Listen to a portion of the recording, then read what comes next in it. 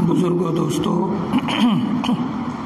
ملت اسلامیہ کے نوجوانوں، اسلامی ماؤں اور بہنوں،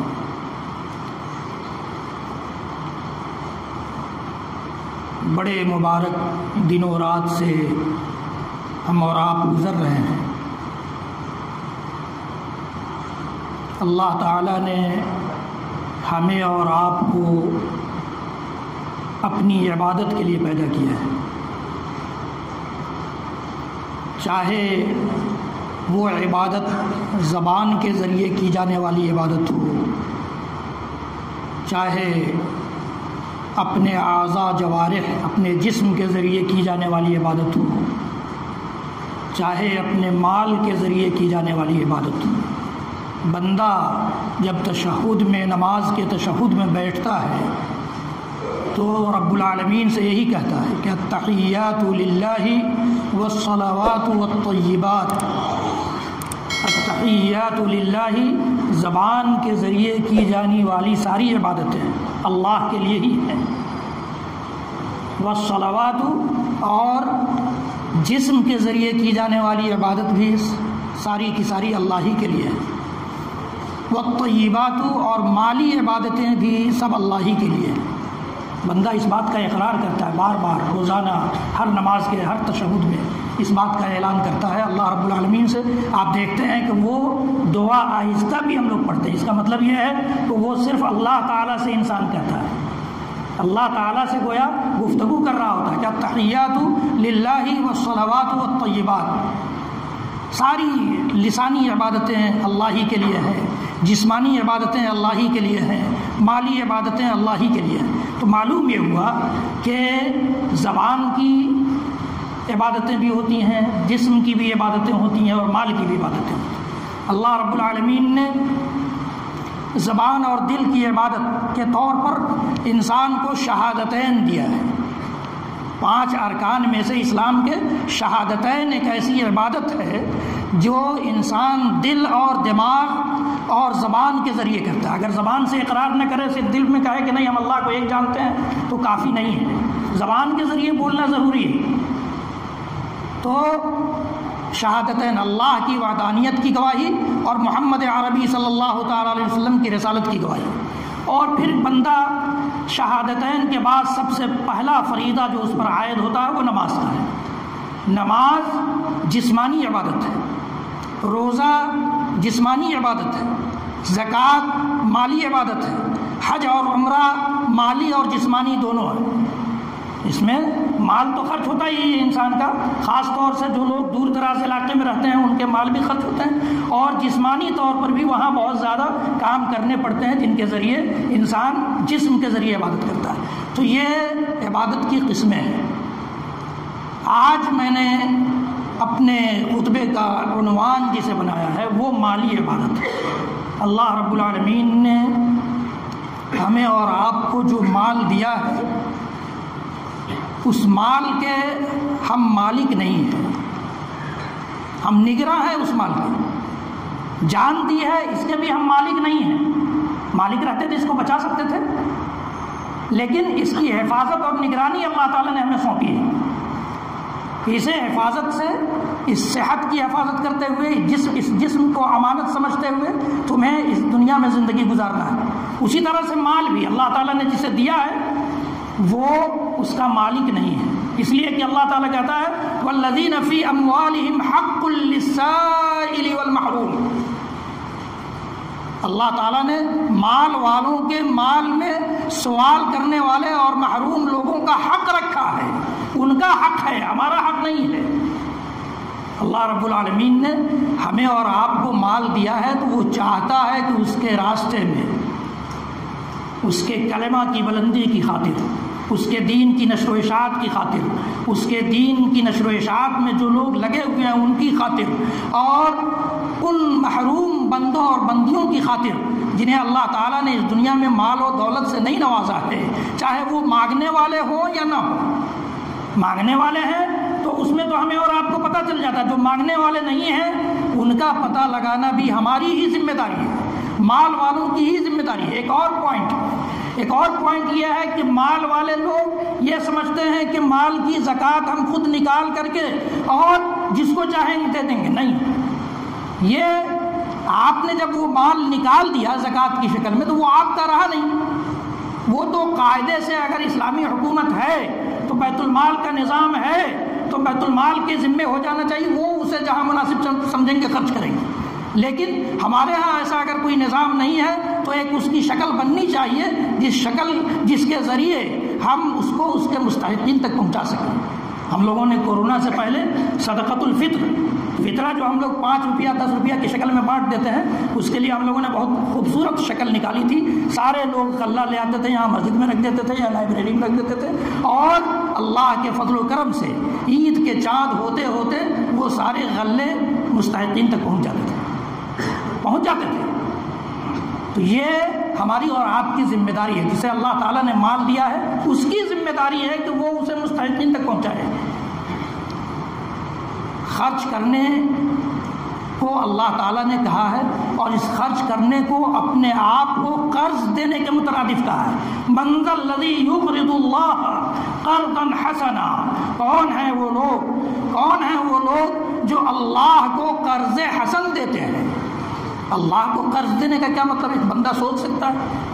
اللہ کو قرض دینے کا مطلب یہی ہے کہ اللہ کے وہ بندے جنہیں اللہ تعالیٰ نے دولت سے نہیں نوازا ہے، جو کبھی ایک شام کھاتے ہیں تو دوسری صبح کے لیے وہ انتظار میں رہتے ہیں کہ کہیں سے آ جائے، یا جو لوگ آپ کے دروازے کھٹکھٹاتے ہیں، آپ کے سامنے ہاتھ پھیلاتے ہیں، ان کا حق جو اللہ تعالیٰ نے رکھا اسی کو قرض دینے کے مترادف قرار دیا. یعنی یہاں ہم قرض دیں گے اور اس کا بدلہ اللہ دے گا، اس قرض کی ادائیگی اللہ کرے گا، اس لیے اس کو قرض حسن کہا گیا. فَيُضَاعِفَهُ لَهُ أَضْعَافًا كَثِيرًا، اللہ تعالیٰ اسے کئی گنا کر کے دے گا. اب خرچ کرنے کی 2 صورتیں ہیں. ایک تو صورت یہ ہے کہ ہمارا مال ایک متعین مقدار تک پہنچ جائے تو ہم پر فرض ہو جاتا ہے، خرچ کرنا فرض ہو جاتا ہے. اور ایک یہ کہ نہیں، ہمارا مال اتنا نہیں ہے لیکن ہمارے پاس ایسی حیثیت ہے کہ ہم کچھ مسکینوں کچھ غریبوں پر خرچ کر سکتے ہیں، تو وہ ایک خرچ کرنا ہے. یہ نفل ہے. اللہ کے نبی صلی اللہ علیہ وسلم کے پاس ایک بدوی صحابی یعنی دیہاتی صحابی آئے اور کہا کہ اللہ کے رسول ہمیں ایسی راہ بتا دیجئے جس کے ذریعے میں جنت میں چلا جاؤں. اللہ کے نبی صلی اللہ علیہ وسلم نے فرمایا کہ ان تعبد اللہ ولا تشرک بہ شیئا، اللہ کی عبادت کرنا، اللہ کی عبادت میں کسی کو شریک مت ٹھہرانا. اور پھر پوچھا کہ اس کے بعد کیا کرنا ہے؟ تو فرمایا اللہ کے نبی صلی اللہ علیہ وسلم نے وَأَن تُقِيمَ الصَّلَاةَ، نماز قائم کرنا، 5 وقت کی نماز قائم کرنا. الا ان تطوع، اللہ کے نبی صلی اللہ علیہ وسلم نے فرمایا کہ 5 وقت سے زیادہ تم اگر کچھ پڑھنا چاہتے تو نفل نمازیں ہوں گی، تمہیں اختیار ہے. پھر کہا کہ وتؤتی الزکاۃ، اور زکوٰۃ کی ادائیگی کرنا جو اللہ تعالیٰ نے تم پر فرض قرار دیا. الا ان تطوع، اس زکوٰۃ کی ادائیگی کے علاوہ بھی تم خرچ کرنا چاہو نفلی طور پر تو کر سکتے ہو.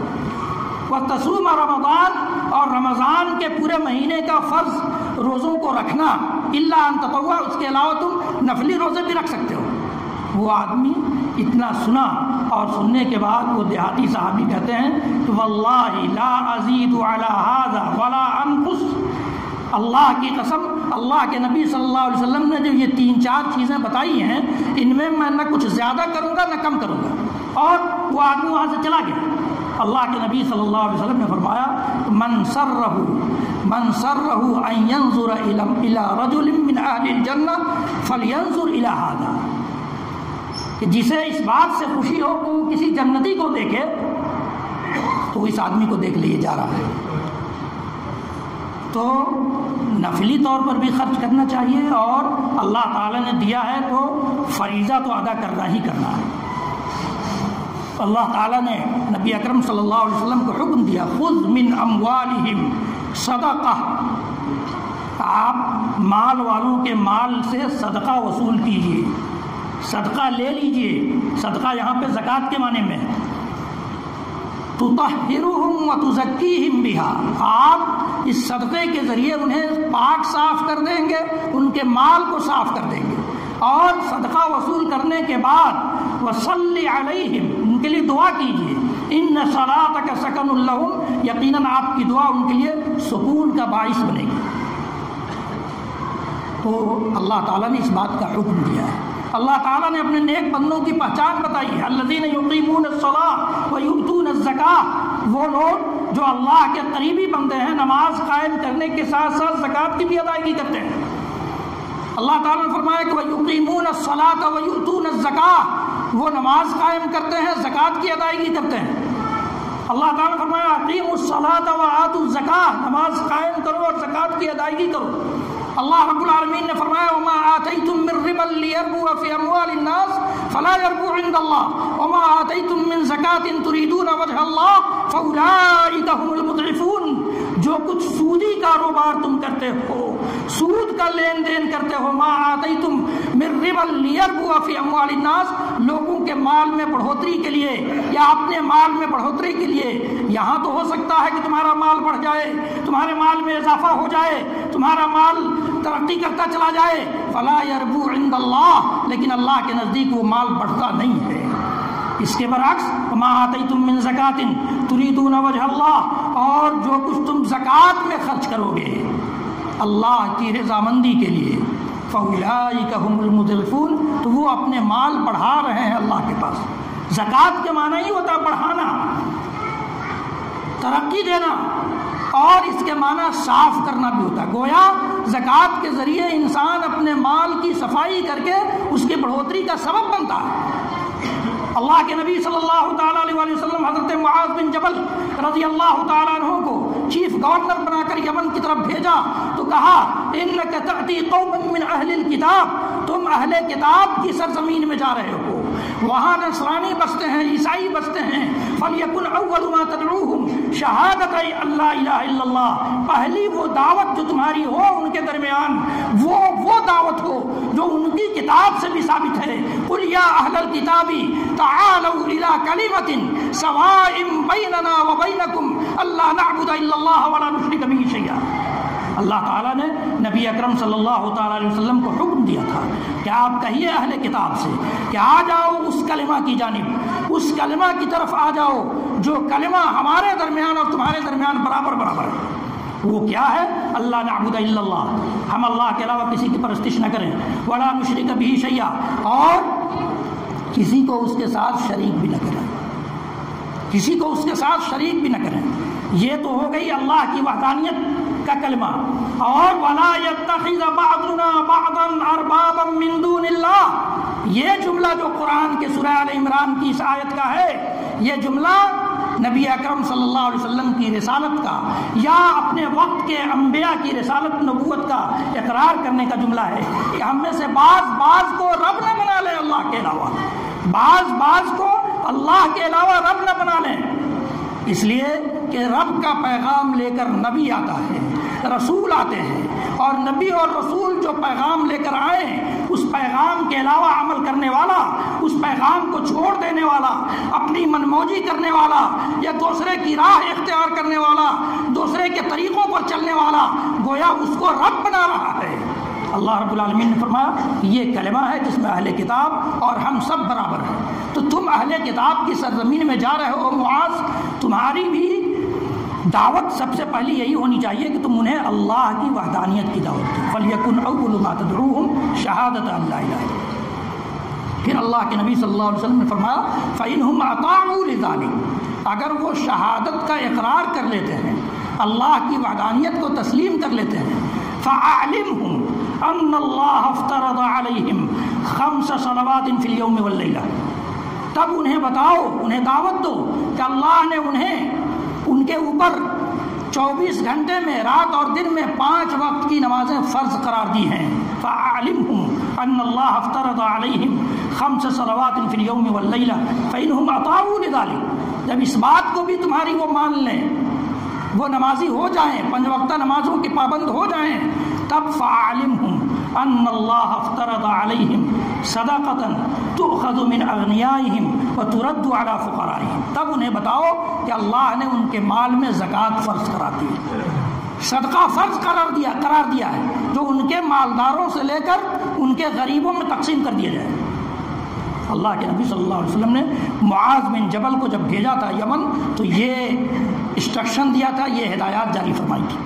تصور کیجئے کہ اللہ کے رسول صلی اللہ علیہ وسلم نے نماز کے بعد فوراً زکوٰۃ کا تذکرہ کیا ہے، اس حدیث میں بھی جس میں دیہاتی صحابی تمام بن ثعلبہ رضی اللہ تعالیٰ عنہ کو ہدایت فرمائی تھی، اور اس حدیث میں چیف گورنر بنا کر، ذمہ دار بنا کر یمن کا بھیجا، تو یہاں بھی اللہ کے نبی صلی اللہ علیہ وسلم نے یہ ہدایت جاری کی۔ کتنا اہم فریضہ ہے کہ اللہ کے نبی صلی اللہ علیہ وسلم کی وفات کے بعد کچھ طبقہ مسلمانوں کا، ایک طبقہ ایسا تھا جس نے کہا کہ ہم زکوٰۃ اب نہیں دیتے، اس لیے کہ اب اللہ کے رسول صلی اللہ علیہ وسلم اس دنیا میں نہیں رہے۔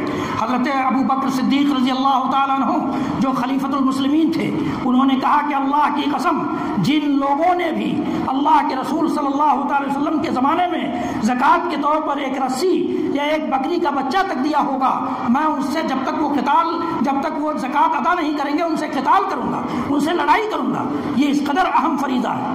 تو اللہ کے نبی صلی اللہ علیہ وسلم نے بھی اور قرآن پاک نے بھی ہماری اور آپ کی ہدایت اس کی طرف فرمائی اور اس کی فضیلتیں بھی بیان فرمائی۔ تو فرمایا کہ جو لوگ نماز قائم کرتے ہیں، زکوٰۃ کی ادائیگی کرتے ہیں، اولئک هم المؤمنون حقا، یہی حقیقی مومن ہیں۔ الذین یقیمون الصلاۃ ویؤتون الزکاۃ وهم بالآخرۃ هم یوقنون، آخرت پر یقین رکھنے والے بھی یہی ہیں۔ اللہ رب العالمین نے زکوٰۃ کا فریضہ ہم پر نازل فرمایا ہے۔ زکوٰۃ کب فرض ہوتی ہے؟ زکوٰۃ جب انسان کا مال 52.5 تولہ چاندی یا اس کی قیمت کے برابر ہو، یا 7.5 تولہ سونا ہو یا اس سے زیادہ ہو، یا اس کی قیمت ہو، اس کے پاس پراپرٹی ہو، جائیداد ہو، اور اس پر سال گزر جائے، سال کے درمیان ہی اگر ضرورت پڑ گئی ہم نے خرچ کر دیا تب زکوٰۃ نہیں ہے، لیکن سال بھر تک ہمارے پاس وہ بیلنس رہا، تب اس کے بعد سال جیسے ہی پورا ہو اس میں سے 2.5% نکالنا، زکوٰۃ کا مال نکال کر اس کو ادا کر دینا ہمارے اوپر فرض ہے، ہمارے اوپر فرض ہے۔ اور یہ سال جنوری فروری والا سال نہیں ہوتا جس کا کوئی بیس ہی نہیں ہے، جس کی کوئی بنیاد ہی نہیں، کبھی 29 کا ہو جاتا ہے، کبھی 28 کا ہو جاتا ہے، کبھی 30 کا ہو جاتا ہے، کبھی 31 کا ہو جاتا ہے۔ سال کی بنیاد یا مہینوں کی بنیاد اللہ تعالیٰ کے ہاں چاند سے ہے۔ چاند دکھ گیا، مہینہ بدل گیا، چاہے 29 کو دکھ جائے یا 30 کو۔ تو اس سال اس لیے یہ بات کہی جا رہی ہے کہ 10 دن کم ہو جاتے ہیں ہر سال۔ ایک شمسی سال میں ایک شمسی یعنی انگریزی سال میں 10 دن کم ہو جاتے ہیں اگر آپ قمری سال سے جوڑیں گے۔ دیکھیے 10 دن اس سال ہم لوگوں نے روزہ رکھنا شروع کیا ہے 3 تاریخ سے، اگلی بار ہم لوگ پھر چلے جائیں گے مارچ میں۔ کیوں؟ اس لیے کہ 10 دن کم ہوتا ہے۔ تو اس کا اعتبار کرنا، اللہ تعالیٰ نے اپنی شریعت میں ہر جگہ اسی کا اعتبار کیا ہے، اور قرآن میں کہا ہے کہ وَلِتَعْلَمُوا عَدَدَ السِّنِينَ وَالْحِسَابَ۔ یہ چاند کا نظام جو ہم نے بنایا اس لیے بنایا تاکہ تم جانو سالوں کی تعداد کو اور حساب رکھ سکو۔ اللہ تعالیٰ نے کہا ہے وَلِتَعْلَمُوا عَدَدَ السِّنِينَ وَالْحِسَابَ وَالْقَمَرَ قَدَّرْنَاهُ مَنَازِلَ۔ چاند کی ہم نے منزلیں بنائی ہیں، یہ 29 منزلیں یا 30 منزلیں طے کر کے یہ غروب ہو کر پھر نکلتا ہے اور اس سے مہینہ بدلتا ہے۔ تو اللہ کے رسول صلی اللہ علیہ وسلم نے بھی اسی سال کا اعتبار کیا، قمری سال کا، اور ہمیں بھی اسی کا اعتبار کرنا ہے۔ اور جیسے ہی سال پورا ہو جائے 2.5% ہمیں نکال دینی۔ یہ ٹیکس نہیں ہے، یہ اللہ کا فریضہ ہے۔ ٹیکس میں تو آپ مجبور ہیں، ٹیکس مجبوراً دیتے ہیں، لیکن یہ مجبوری نہیں ہے، یہ اللہ کا فریضہ، یہ حق ہے، اتنا نکال ہی دینا ہے۔ یہ زکوٰۃ، اور اگر نہیں نکالتے ہیں تو وہی مال جو ہے کنز ہو جاتا ہے۔ شریعت کی اصطلاح میں، قرآن کی اصطلاح میں اور حدیث کی اصطلاح میں کنز ہو جاتا ہے۔ اور کنز ہونے کا مطلب یہ ہے کہ اللہ تعالیٰ اسی کنز کو بہت خطرناک قسم کا سانپ بنا دے گا کل قیامت میں، اور وہ سانپ اپنے باچھوں کو کھول کر ہماری پیشانی کو ہماری اس کھوپڑی کو نوچے گا۔ جس سانپ کے بارے میں اللہ کے رسول صلی اللہ علیہ وسلم فرماتے ہیں کہ اگر ایک بار پھونک مارتے اس زمین پر تو کبھی ہریالی نہ ہو اس زمین پر۔ اس قدر خطرناک سانپ ہم پر مسلط ہوگا، اور وہ سونا چاندی جو کنز بنا کر ہم رکھتے ہیں، والذین یکنزون الذهب والفضة ولا ينفقونها فی سبیل اللہ، جو لوگ سونا چاندی کنز بنا کر رکھتے ہیں، خزانہ بنا کر رکھتے ہیں، خزانہ وہی ہے یاد رکھیے گا جس کی زکوٰۃ نہ ادا کی جائے، زکوٰۃ ہم نے ادا کر دی وہ خزانہ نہیں رہا۔ یہ اللہ تعالیٰ نے منع نہیں کیا ہے کہ ہم مال اپنے پاس رکھیں، لیکن اس مال کو کنز نہ بننے دیں۔ والذین یکنزون الذهب والفضة ولا ينفقونها فی سبیل اللہ، اللہ کے راستے میں خرچ نہیں کرتے، فبشرهم بعذاب علیم، انہیں دردناک عذاب کی خوشخبری دے دو۔ یوم یحمى علیہا فی نار جہنم، اس سونا اور چاندی کو جہنم کی آگ میں تپا کر گرم کر کے، یوم یحمى علیہا فی نار جہنم فتکوی بہا جباہہم، وہ مال والے کی پیشانی کو داغا جائے گا، وہ جنوبہم، اس کے پہلوؤں کو داغا جائے گا، وہ ظہورہم، اور ان کی پیٹھوں کو داغا جائے گا، اور کہا جائے گا ھذا ما کنزتم لانفسکم، یہی وہ خزانہ ہے جسے تم نے جمع کر کے اپنے لیے رکھا تھا، فذوقوا ما کنتم تکنزون، تو جو کنز تم نے جمع کیا تھا اس کا مزہ آج چکھو۔ اللہ کے نبی صلی اللہ تعالی وسلم نے پوچھا صحابہ کرام سے کہ یہ بتاؤ تم میں سے کون لوگ ہیں جو اپنے مال کو زیادہ افضل جانتے ہیں اپنے ورثہ کے مال سے؟ تو صحابہ نے کہا کہ اللہ کے رسول، ہر آدمی یہی چاہے گا کہ وہ اپنے مال کو زیادہ اچھا جانے ورثہ کے مال کے مقابلے میں۔ تو اللہ کے نبی صلی اللہ علیہ وسلم نے فرمایا تمہارا مال وہی ہے جو تم اللہ کے راستے میں خرچ کر کے اپنے لیے جمع کر لے جاتے ہو۔ اس کے بعد تو ہم یہاں جب چھوڑ کر جائیں گے تو اس مال کا پتہ نہیں کیا کیا ہوگا، کیا کیا ہوگا، کہاں کہاں خرچ ہوگا، کس راستے میں خرچ ہوگا، نہیں پتہ۔ اس لیے اور اللہ تعالیٰ نے ایک مقام پر فرمایا کہ وَلَا يَحْسَبَنَّ الَّذِينَ يَبْخَلُونَ بِمَا آتَاهُمُ اللَّهُ مِنْ فَضْلِهِ هُوَ خَيْرًا لَكُمْ بَلْ هُوَ شَرٌّ لَكُمْ، جو لوگ اللہ کی دی ہوئی دولت کو بخیلی کر کے جگا کر جمع کرتے ہیں، وہ یہ نہ سمجھے کہ ان کے لیے وہ بہتر ہے، هُوَ خَيْرًا لَهُمْ بَلْ هُوَ شَرٌّ لَكُمْ، یہ ان کے لیے بہت بری چیز ہے۔ سَيُطَوَّقُونَ مَا بَخِلُوا بِهِ يَوْمَ الْقِيَامَةِ، جس چیز کو وہ جمع کر کے بخیلی کر کے رکھ رہے ہیں اسی چیز کا طوق بنا کر کل قیامت کے دن ان کے گلے میں پہنا دیا جائے۔ اللہ کی پناہ، یہ زکوٰۃ نہ دینے والوں کے لیے، اس لیے زکوٰۃ بڑا اہم فریضہ ہے۔ یہ زکوٰۃ جب 2.5% ہم نکالیں گے تو نکال دینے کے بعد ہم اب اس کے مالک نہیں رہیں گے، 10 روپیہ 5 روپیہ رسید کٹاتے رہیں، نہیں۔